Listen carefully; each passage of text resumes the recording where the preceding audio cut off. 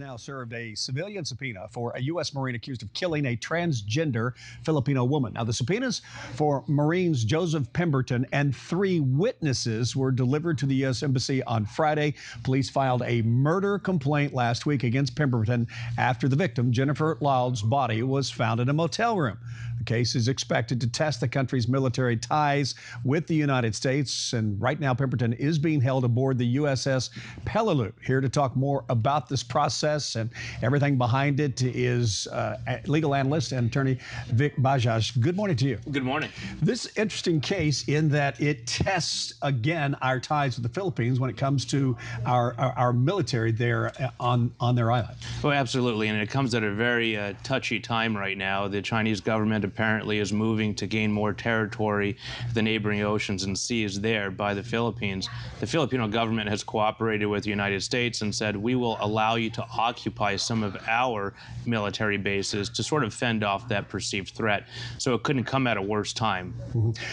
The case itself, we have a man, a Marine, who was in a motel room with this transgender. She ends up dead. But how that all transpires is the huge question here. Absolutely. When you actually turn on the TV or you read the newspaper, you say to yourselves, wow, why is the United States even fighting this issue? This is clearly a situation where a Navy seaman was upset when he found out the individual that he was attempting to have intimate interactions with was actually not a female.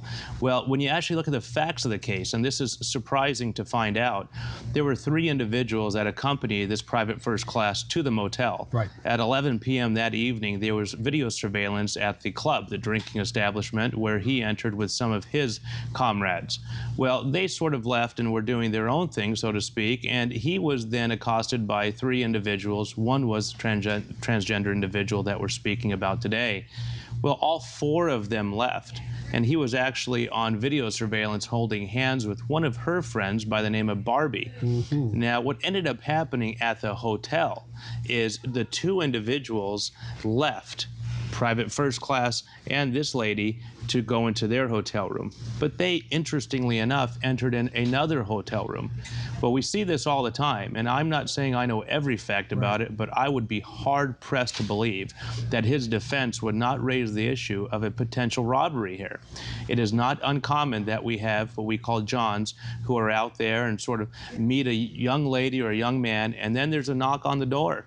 And then, of course, in a vulnerable position, there is a robbery or burglary that occurs. All right. It could very well be the case here. We don't have much time here, but in the end, this case will be tried in the Philippines, even though there's a lot of protests going on now and a lot of unrest. And that's correct. This was a crime that was allegedly committed by a United States serviceman, but was not committed while he was on duty and was in foreign soil.